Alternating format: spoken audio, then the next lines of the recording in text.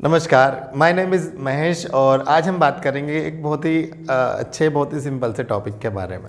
जैसे अभी तक हमने जो भी पढ़ा चीज़ों के बारे में वो रियल चीज़ें थी, जैसे कि रियल सेंटेंसेस, और कॉमनली हम लोग रियल सेंटेंसेस बोलते हैं। लेकिन आज जो हम चैप्टर पढ़ने वाले हैं वो आपके डेली रूटीन का एक बहुत ही इंपॉर्टेंट पार्ट है, क्योंकि बहुत सारी चीज़ें हमारे पास है और बहुत सारी चीज़ें हमें चाहिए होती है, या फिर बहुत कुछ हम हैं आज और बहुत कुछ हमें बनना होता है। मतलब कुछ तो रियल है और कुछ इमेजिनरी है। तो आज हम बात करेंगे ऐसे सेंटेंसेस की जो कि बिल्कुल इमेजिनरी सेंटेंसेस है, मतलब है नहीं पर उसके होने की बात कर रहे हैं। आप नहीं है, आपके पास कोई चीज़ नहीं है, बस होने की जब बात करें तो ऐसे सेंटेंसेस की आज हम पढ़ने वाले हैं कि उनको कैसे स्ट्रक्चर में बनाया जाता है, या क्या क्या इंग्लिश स्ट्रक्चर्स उनके लिए यूज़ किए जा सकते हैं, या फिर कैसे आप बोलने में आपकी डेली रूटीन में उन स्ट्रक्चर्स को यूज़ कर सकते हैं। जैसे कि हम लोग रियल सेंटेंस बनाते हैं कि मेरे पास एक लैपटॉप है, तो मैं बोलूँगा आई हैव अ लैपटॉप। लेकिन जब रियल सेंटेंस इमेजिनरी सेंटेंस जब हम बोलेंगे तो हम बताएंगे कि यार काश मेरे पास एक लैपटॉप होता, या काश मेरे पास एक कार होती। तो उनके स्ट्रक्चर थोड़ा सा डिफरेंट होता है। या फिर जैसे आप कुछ भी हैं, आप एक टीचर हैं तो आप बोलेंगे आई एम अ टीचर। अगर आपको ये बोलना है कि यार काश मैं प्रिंसिपल होता, तो उसके लिए थोड़ा सा अलग टाइप का स्ट्रक्चर होगा। तो आज हम इन्हीं सेंटेंसेस के बारे में बात करने वाले हैं। पूरा वीडियो अच्छे से देखिएगा। आज हम पूरा कॉन्सेप्ट इसका क्लियर करने वाले हैं कि क्या क्या सेंटेंस आप बोलते हो और कैसे कैसे उन्हें बनाया जा सकता है। चलिए शुरू करते हैं। तो टॉपिक है हमारा आज का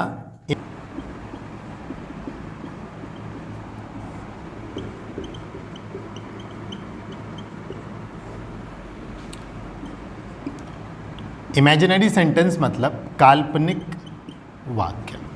अब देखिए, जब आप कल्पना करते हैं तो कुछ शब्द बोलते हैं, जैसे कि काश या फिर यदि। ओके, तो काश को इंग्लिश में हम बोल सकते हैं जैसे या तो आई विश बोल सकते हो या फिर वुड दैट बोल सकते हो। अब वुड दैट में थोड़ा सा फील होता है कि एक रिग्रेट वाला जो फील होता है वो वुड दैट में होता है, तो काश ऐसा होता। और यदि के लिए तो आप यूज़ कर सकते हो सिंपल इफ़। तो यदि आपको आई विश या वो चीज़ आप चाहते हो फ्यूचर में कि काश ऐसे होता, तो आप आई विश यूज़ कर सकते हो, वुड दैट यूज़ कर सकते हो, या फिर यदि के लिए इफ़ यूज़ कर सकते हो। अब पहले स्ट्रक्चर में हम बात करेंगे उन सेंटेंसेस की जिसमें कि आप अपने पास कोई चीज़ होने के लिए इमेजिन करते हो। जैसे कि काश मेरे पास एक लैपटॉप होता, काश मेरे पास एक कार होती। इस टाइप के सेंटेंसेस को कैसे बनाएंगे? तो इन सेंटेंसेस के लिए स्ट्रक्चर है, काश के लिए तो हमने लिख रखा है आई विश यूज़ करेंगे, आई विश, और उसके बाद में हम यूज़ कर लेंगे I had. Okay, I wish I had a car. Okay, आपको पूरा स्ट्रक्चर बनाया है, बस यहाँ पे लगाना है कोई भी चीज़। अब आपको यहाँ पर इन सेंटेंसेस को कमेंट सेक्शन में ज़रूर पोस्ट करना है कि आप कैसे इन सेंटेंसेस को यूज़ कर रहे हो, या क्या क्या चीज़ों के लिए आप इमेजिन कर रहे हो। Okay, I wish I had a car, काश मेरे पास एक कार होती। ओके, तो पहले तो ये स्ट्रक्चर हो गया कि काश मेरे पास एक कार होती।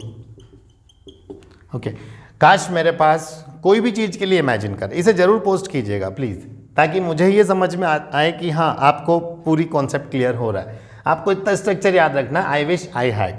अब इससे thousands of sentences I can construct और मेक कि आई wish I had a car, I wish I had a TV, I wish I had a house.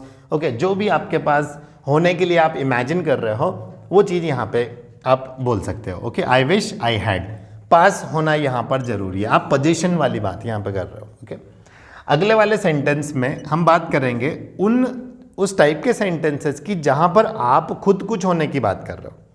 जैसे कि काश में प्रिंसिपल होता, तो यहाँ पर आई विश आई वर का यूज करेंगे, या इफ आई वर, यदि मैं प्रिंसिपल होता, if I were a principal, या फिर I wish I were a principal.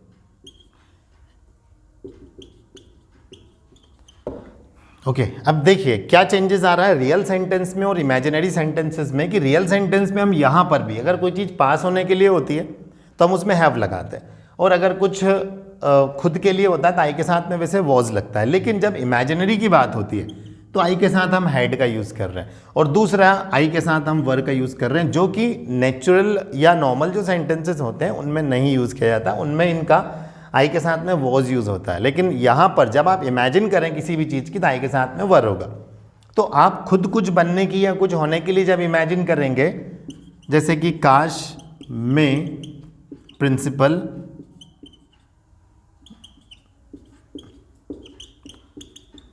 होता या यदि में एक प्रिंसिपल होता, ओके। तो यहाँ पर आप क्या क्या होने के लिए इमेजिन कर रहे हैं।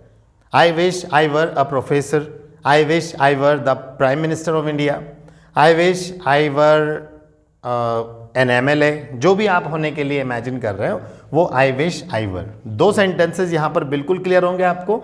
आई विश आई हैड, कोई चीज़ आपके पास होती, आई विश की जगह आप वुड दैट भी यूज़ कर सकते हो, या फिर आप यदि भी यूज़ कर सकते, यदि के लिए इफ़ भी यूज़ कर सकते हो यहाँ पर, अगर आपको कंडीशनल बताना है तो।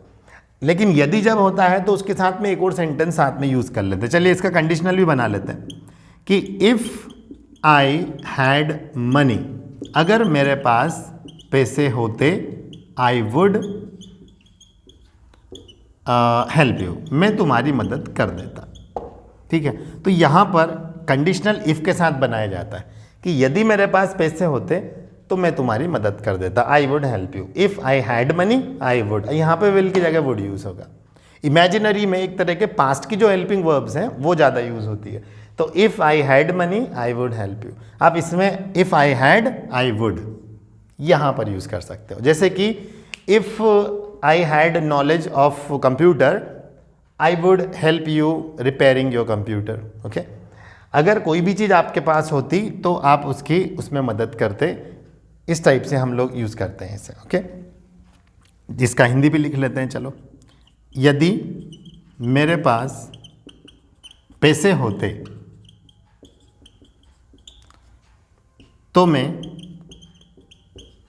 तुम्हारी मदद कर देता, ओके। बिल्कुल क्लियर होगा आई होप कि I had, I were, I had, I would वाला ये कॉन्सेप्ट एग्जाम में भी काफ़ी इंपॉर्टेंट, एग्जाम के दृष्टि से भी काफ़ी ज़्यादा इंपॉर्टेंट स्ट्रक्चर्स हैं।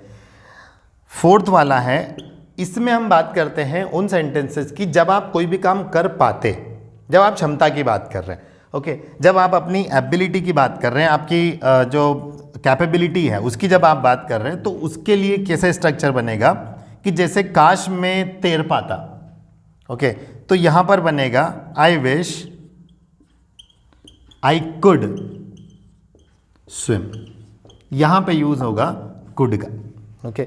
आई विश आई कुड स्विम, काश मैं तैर पाता। पूरे इमेजिनरी सेंटेंसेस आप बिल्कुल अच्छे से देख लीजिएगा, इनके अलावा कुछ भी यूज नहीं होता। या तो कोई चीज़ आप अपने पास होने के लिए इमेजिन करेंगे, राइट, या फिर आप खुद कुछ होने के लिए इमेजिन करेंगे, या फिर आप कोई काम करने के लिए इमेजिन करेंगे। तो जब आप अपने पास कोई चीज़ होने के लिए इमेजिन करेंगे तो आई के साथ में हैड का यूज़ करना है।